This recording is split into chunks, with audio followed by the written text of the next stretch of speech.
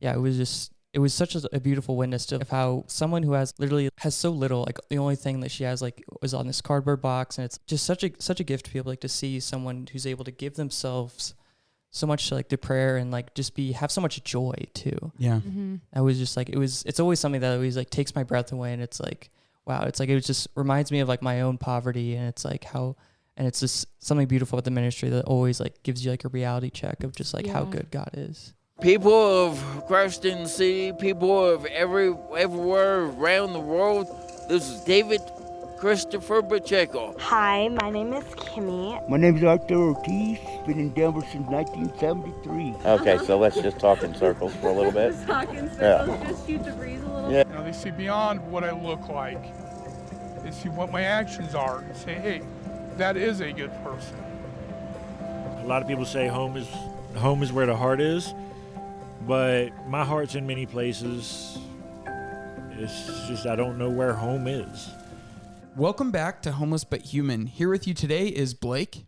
Hey everyone, here with you today is Shayla.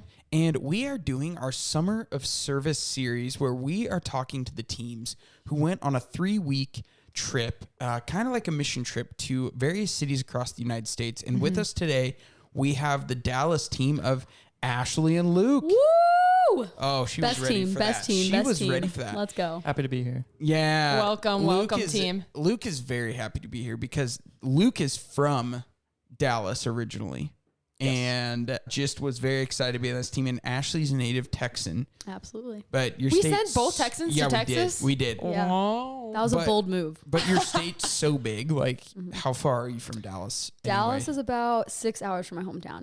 Nice. Yeah. So this is at least our third year going to Dallas over the summer. Yeah. And if you listen to the past episodes, you know we did a mission for specifically seminarians of the Diocese of Dallas before. An amazing host there, Father Zach Webb, who does formation for the seminary. And this year, though, we had regular saucers, as we call them, just regular volunteers, young adult volunteers for this 3-week trip. So really, we would just love to open it up to you guys and just hear more about the trip and everything like that. But with that, what are the streets like in Dallas? Like, give us the scene, set the atmosphere. Like, what was ministry like there? And include details about your team. What was that like yeah, too? sorry, Shayla loves that. Yeah, so I myself specifically walked with 2 other saucers. So one guy, another gal, Maggie and Anthony. They were awesome. And yeah, our route was we had a lot of people out and about. You know, we had the library in our route, and we had just people camping out and near a lot of resources. So Dallas, thank God, does have a lot of resources. Yeah. And I do think most people know about them. However, it's just kind of people get turned around, don't know what streets they're on and stuff like that. So I guess for me, whenever I walked the streets, a lot of people asked about specific places, but just didn't know how to get there. Yeah. And I knew of the places and I knew of the names. And yeah, there were several times I walked with people to this place called like the Stew Pot. That place like just has all sorts of things. Another place called the Bridge, a shelter near like our route. So I would say like the streets for me in Dallas were pretty just like comforting. I was talking to Blake about this earlier, but one of our friends is actually a part of the Dallas street choir. This is so crazy. I like one of your friends on the street? Yes. So there's a Dallas street choir. What? Tell me more. It's pretty cool. They hold practice every Wednesday morning in the Presbyterian Church, which is not too far from my route. And our friend Mike was super excited and just like invited us missionaries out to go watch him practice. What? We show up and there's like a couple of checkpoints we had to get through. You know, it was not easy to find, honestly, but everyone was nice, led us to the right spot, found the spot, and we just immediately see like about 30 homeless people in like just, in a choir. And they're being directed by this woman named Kathy. We later found out that she works for the Diocese of Dallas, which is really cool. They have a piano player and he's working and she's directing them. And honestly, like the hour of practice that I was there with them, it felt like a tiny piece of heaven. Like I was like, you could just tell everyone felt rested. Everyone felt like loved, like appreciated and just like accepted. Like, you know, we didn't have the best singers in there, but the director was just so happy and so joyful just to be with them and even just like help them. Like, with their voice or parts of the songs and how to like sing parts of the songs like even better.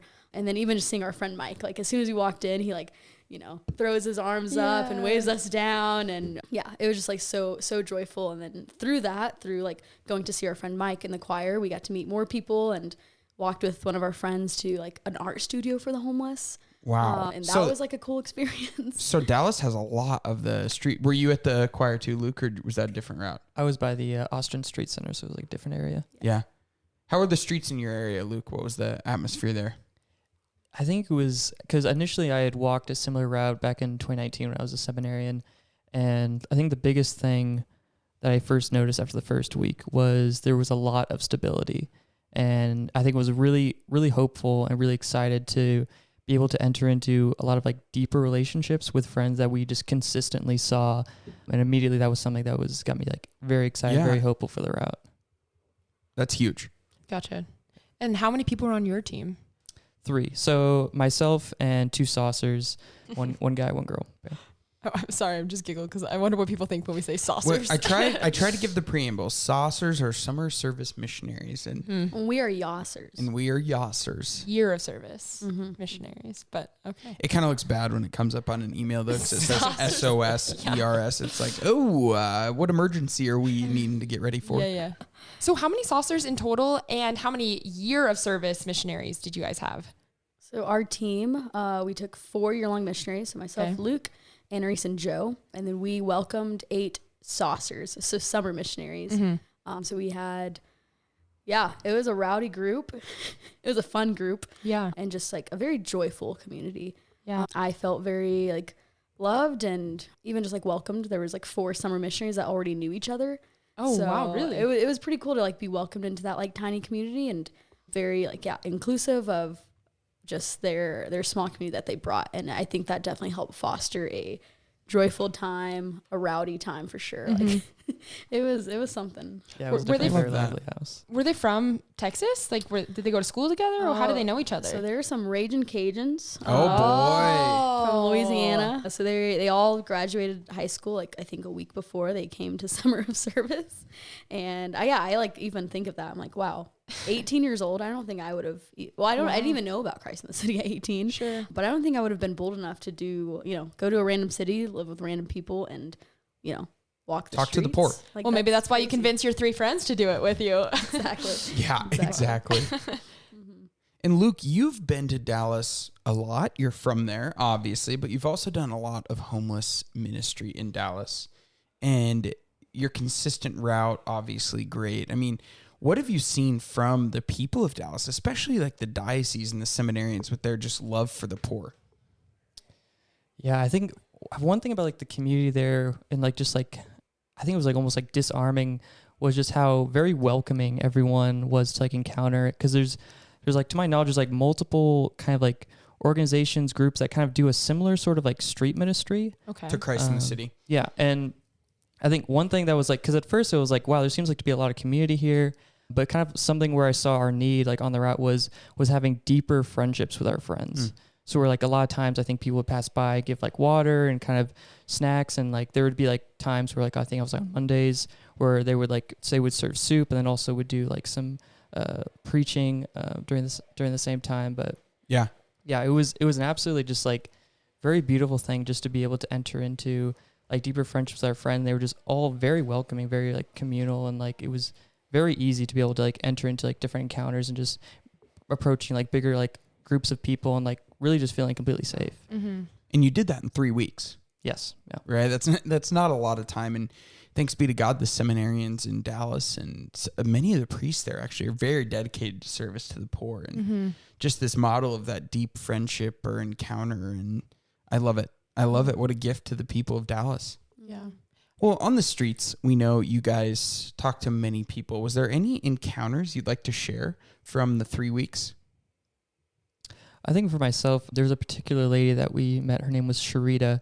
And initially we ran into her because she was in a kind of like kind of a month-long ban from like being in the shelter from like an altercation that she had. And so I think the first few times we kind of like said hi to her. And she would kind of like cut off the conversation at some point saying like, oh, I don't want to waste y'all's time. And of course it always like left us kind of feeling like, well, you know, like I've like wanting to mention like, you know, you are worth like our time. And like, this is like, you know, this is like why we're out here. It's like, just like, to be like committed to you. And I think it's like, as kind of the weeks had gone each time, like there'd be like some days where we would just spend the entire day with her, just like the entire like 2 hours that we were out with her, and just like, wow, this is Sharita's day. Like we could move on, but it's like, you know, this like, who am I to take this gift away from us? Wow.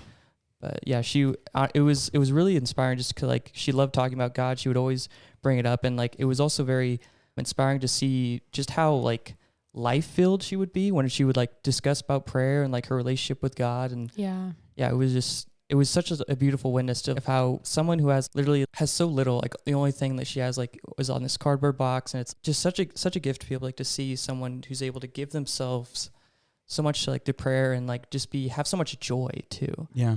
I was just like, it's always something that always like takes my breath away. And it's like, wow, it's like, it just reminds me of like my own poverty. And it's like and it's just something beautiful with the ministry that always like gives you like a reality check of just like how good God is. Yeah. So she started off saying, I don't want to waste your time. And you ended up being with her the entire time, some of those last days. Yes. Yeah.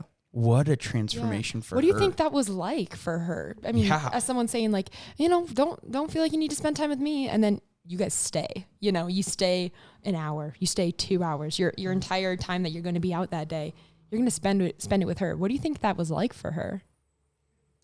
I mean, she would express that like, I just like love talking to y'all. And it was just like, and that was like where it's like, okay, like this is where like the ministry like matters to her. Like we're able to have like this radical availability of just being able to waste time with her and just really just enter into like deeper friendship and like truly like just take like curiosity in her. And yeah, it was like every day that I spent with her, it was just a complete gift. And there'd be like some days where we would like approach her and she was like, she wasn't able to get much sleep. And so we wouldn't be able to talk to her. And those are always like good reality checks to have. Yeah. I love that. Yeah. I love that. Ashley, any stories that you would like to share? Yeah, I think it'd be just about Mike again. Mike, our singer, our choir singer. I'm glad we're looping back to that because I was so moved. Can't get over that. It's amazing. So specifically Mike, he actually knew a lot of the summer missionaries, a lot of just us missionaries in general.